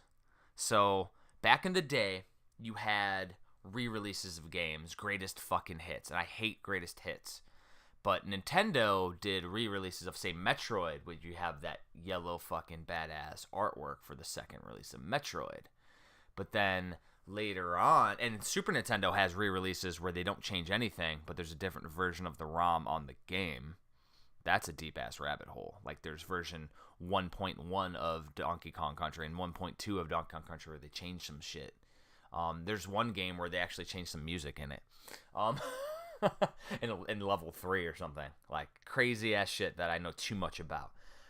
Later on, PlayStation 1 greatest hits, that yellow or the green fucking sidebar of death that I don't like. What do you feel about the greatest hits? And then we'll move forward. I mean, it's fine. Obviously, I don't love it just because it doesn't look visually as nice next to your non greatest hit titles. But at the same time, you just lump them all together. You pull it out of the alphabetical order just so you keep them all together, and it still looks fine, and the games play fine. I got no issue with it, and usually it's you get it at a nice discount. So Yep. there's pros to it as well as the cons, but it's an equal thing. I'm not that much of a collecting snob where I can't have the greatest hits. Well, I think you're in my boat too, where if you find it for a deal, and I know you are because when you do the RGC episodes, when you find it for a deal, you're going to pick the fucker up. And then there's always the upgradable. So, like, if you find the non-greatest hits later, pick it up, and then you can replace it and trade it to somebody else for, another game or cash for another release. Like, talking about, like, just basically label upgrades, and that's what I would use the greatest hits for. So if I can only get Symphony of the Night for $1 greatest hits, and then later on I find the actual black label, then good to go. Like, I'll just upgrade that shit. I mean, yeah, you look at it the same way. I know a lot of collectors though that won't even touch it. They're like, nope, don't want it. I'm like, all right, you could always switch it out. At least you have the game, you can play it if you want. Exactly. Yeah. So now, going forward, here's where it gets a little deeper. So you get game releases on the PS3 now with this generation too, where they release the fucking game immediately. So say you buy, let me use Mortal Kombat X. You buy Mortal Kombat X, right? You got the fucking retail release. A year later, they release Mortal Kombat XL on a physical disc with all of the DLC on it. So in the future, when the networks are gone and you can't download the DLC anymore, unless somebody hacks into it, and you can do it as a hacker. If you have Mortal Kombat X, you're gonna only have the standard release. But then Mortal Kombat XL is the same game with all that extra content. And there's 2 different collector pieces there. You see where the rabbit hole gets fucking crazy though? Because that's a different gaming experience. With these new games, I almost all the fighting games, I won't buy it until it hits a price point of like $16 to $20. Correct. Like no matter what, I'll wait, especially because that it's every time they do it. Street Fighter, it's like, come on, how many versions of this game do we need? And it's just a ripoff. And I see friends buying each copy each time. Like, just wait. It's not like you're in any rush to play Street Fighter 2 again. Yeah. You know what I mean? It's like you have it on other platforms. You don't need it right now. So yeah, they're gonna do Ultimate Mortal Kombat 3 Infinite plus Alpha Turbo Super Edition. Like they're gonna do that. Yeah, of course. And but that goes for just about any game out there. Even like what is it? The last Resident Evil. Oh yeah, I waited and got the gold edition. I'm glad I did. I got it the gold edition for $25. hell yeah. You just you wait a little bit. I'm It's I'm not still it's not the waiting. end of the world. I'm still I'm waiting. still, I eventually will get that motherfucker. Like I want to play it real bad, but I'm like, that's a wonderful game. And oh at yeah, $25, looks so I, good. I was I was happy. It was like one of those moments where I'm like, this is why I wait. I'm Yeah. fine with it. So, and that's the thing that gets crazy then is that if people don't research, they're gonna be like not getting the optimal versions. Capcom's the classic. You never buy Capcom till later because they always release fucking No. shit later. Um, but it's like there's so many games out there where there's like a much better version. I mean, Fallout games do that all. The Game of the Year editions is what I call it. Like, there's so many games that do the Game of the Year edition, and then that's not a greatest hit because it has all this extra content on it. And then you got one further where it's like now they're taking a PS2 release, re-releasing it on PS3, and now re-releasing it on PS4. You know what game I'm talking about? They just did it. No, I've know a bunch of games that Yeah, I'm not sure which there's been. Oh yeah, the from Mega Man stuff. from 2 to 3 to 4, Shadow of the Colossus. They just did all three. Like they've upgraded the visuals 3 times now, and and I've bought all three. me too. Me too. I'm a sucker. Uh, I waited once again. I've got them all for really good prices, so I, yeah, I have no issue there. and that's the key is, and that's the one thing I always say with collecting is it's a marathon, not a sprint. You don't need to buy every game $60 new because then you'll be broke. If you wait and get it for $20 or less later, like that's my budget right now for Switch games is like if it's like new at $30, that's Owlboy was $30 brand new, so picked it up. But like I don't go to the $60 unless it's a Mario or a Zelda, like a blockbuster title that I want to fucking play, and I know I'm gonna play it, and it's not gonna go in my backlog. I'll buy it. If it's going in my backlog, I'm waiting. Yeah, no, it's a good place to be where it's just being really smart and knowing numbers and basic stuff like that where when to sell, when to buy, and being patient, I think is pretty important in this community. If you want to be good at it and you want to have a nice collection, Yep. just got to be smart. And I mean, I don't sell ever, so that's my bad part. So I just have a garage full of games that You don't get rid of you don't have doubles. I don't buy doubles typically because I just wait and I don't go game hunting too often anymore. Ever since I started doing the books, all my thrifting and stuff, I spend that time editing now, unfortunately. But when I go to Yep. conventions, I just pick and choose I go for cool shit is what I say. So I will go and buy a square painter fucking painting when I go to the convention. So I'm not gonna see Well, that at that a and fucking store. your collection is you were way ahead of the game. It seems like because you already have everything cool anyways, so you're all good. You don't have to do the hustle anymore. But I'm not like with you with going for all the GameCube and things like that. I'm not buying everything. I only buy what I like. So like even with NES, like my NES box art collection and all that I have displayed, like I'm only hand picking the stuff that I will like when I find it. So like my Mega Man 2 box that I have on my collection, it doesn't even fucking have a left side. It's like it looks like a dog took a bite out of it, but it's in a box protector and it looks amazing on my shelf because the front looks good. Because It doesn't matter as long as it doesn't looks fucking nice matter. and who cares? I got the same deal. Yeah, Boxes are just falling apart, but I don't. Who cares? that's The why art's still video there. game box protectors exist. You throw it in a box protector, it keeps the form, and then the art is there, and it has a history. I won't even buy another Mega Man 2 box unless I basically get it for super ridiculously cheap because, like, it has a story to it. Like, I don't need, as long as the front art is intact because the artwork is awesome on that, so bad is good, that, like, I will keep that. I don't need everything in my collection to look pristine. I like patina. That's a collector thing. Patina. No, it really is. I have no issue with stuff that's worn out because it's fine. There's Yep. nothing wrong with it. Looks good, feels good. Well, it's just like labels now, like having stickers on the front of the NES cartridge. I don't want a sticker, but on the back, I don't care. If it says Video Game Palace on there that it was part of back in the day on the back of the cartridge, I will leave that on the back of the cartridge. I didn't used to. I used to clean everything perfectly. But now it's like, so that store doesn't fucking exist anymore. That's a piece of history in and of itself. It's true. That's just, and that's another thing, a connection to Hmm. the past where, you know, it's those are gone. Those stores don't exist anymore. And the thing is, though, that'll be different with if it was on the box. I would have an issue with it if it was on like the case of a game because there's art there, there's descriptions there that it would be covering. But like on the back of a cartridge, which literally doesn't have anything, there's some free space. I'm okay with them having a label on the back of it, like as long as it doesn't interfere with the aesthetic.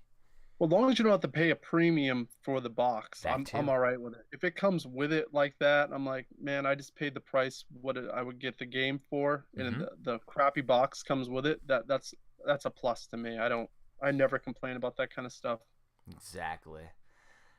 Freaking crazy. So I think we're getting a little bit near the end here of the cast because we recorded for quite a bit. Like Yeah, I don't want to it's been good. I want to cut it off before 2 hours on all these suckers. So what is the next step for Rebel Gaming Club? I know you're going to too many games. You're gonna be fucking knocking it out of the park with Naked Jordan running around. We know that's happening. It's gonna happen. Hmm. So after too many games, what is the next big thing? I mean, I know you're probably gonna be keep doing content, right? But like, is there any like big thing you're building toward? I mean, the biggest thing is that we need to finish up the this first album. Essentially, we've been Hell yeah. leaking the songs kind of as we've been going, but I want to compile 10 of the songs, and pretty much I want to release an NES album. So we want to do system by system pretty Oh, much. amazing. So this first album, it's pretty much all NES stuff, and that will be kind of the first release. So that's the first main priority. On And vinyl? I don't know about on vinyl because it's so expensive to Damn. do. I was thinking originally I was thinking cassette with a digital download That'd be code, cool too. That'd be cool too.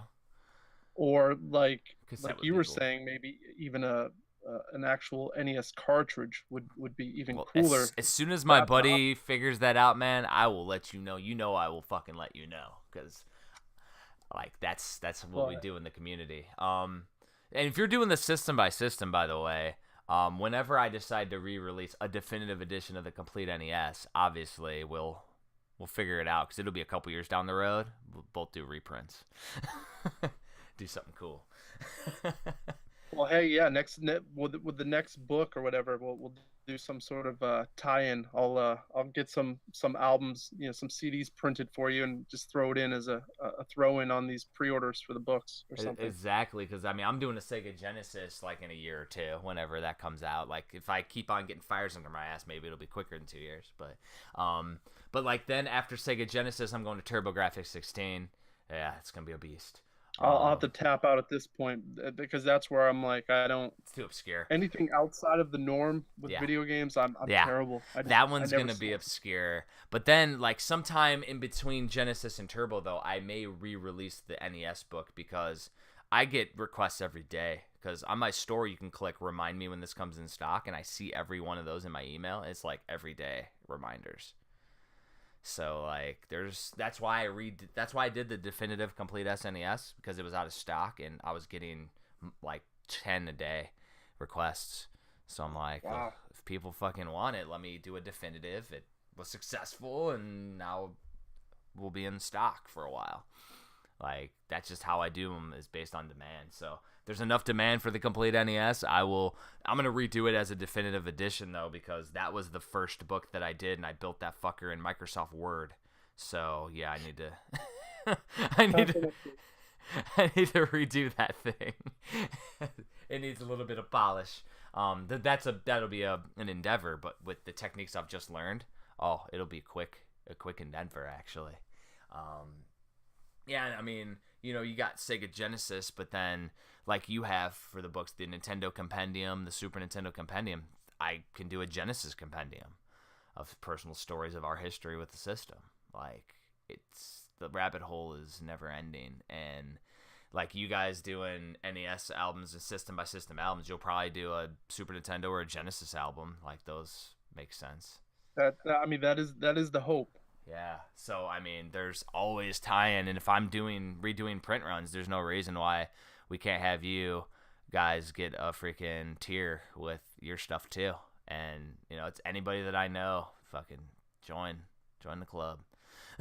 Like, it's awesome. I love it. That's just it, man. I mean, this is what crowdfunding's all about, anyways. Is just having everybody be able to get their stuff out there. And if there's a Rebel Gaming Club fucking tier where you can get a vinyl and they have to pay whatever it costs for the vinyl. So say it costs you $30 to do each vinyl. It's $40 for the vinyl. It's a collector's item. You're only going to make so many because you can only afford to make so many. You make $10 on it for you guys and you sell it for 30. Like you could do the vinyl. It's just you would have to crowdfund the fucker. Oh yeah, no, I realize that, and that's where I'm like, I at this point I don't want to reach out until it's like really really needed. Where I'm like, all right, this is important. Yeah, exactly. And doing it on a cassette and CD, that's awesome. That'll be cool as shit. And we can pull it out of our pocket and not lose our asses. Well, and it's just one of those things that a lot of people that go to crowdfunding don't do is take it there after it's intellectually done. So like my books, like the Hidden Gaming Gems one, it's intellectually done already. So as soon as it's funded, like pending contributors, it's ready to be published. That was the same thing with my Super Nintendo book. Like the only reason why it took so long was freaking holidays over in Asia. That's why it kept on getting delayed. Asian holidays, and I'm waiting 2-3 months, and like that was the craziness. But like the book itself was done in freaking November, and I submitted it forward. Like editors and QCs and all that craziness just takes forever. So, but like, so say I do a reprint of the complete NES after I already have it laid out and done, and your freaking Nintendo album's already been out for a year. Like, there you go. That's just there as it is. That's as easy as fucking together. Production. You know what I mean? It'll work, man. And wherever we are, I mean, I could always get with Sly Dog and re-put out Black Box Challenge as a different version somehow. Maybe he'll be ready to add a little content, and you don't know. Possibilities wide open. Don't know. It can't be the same version though, because I'm not. Once something's finite, I'm not doing the same thing again. Yeah. That's just me.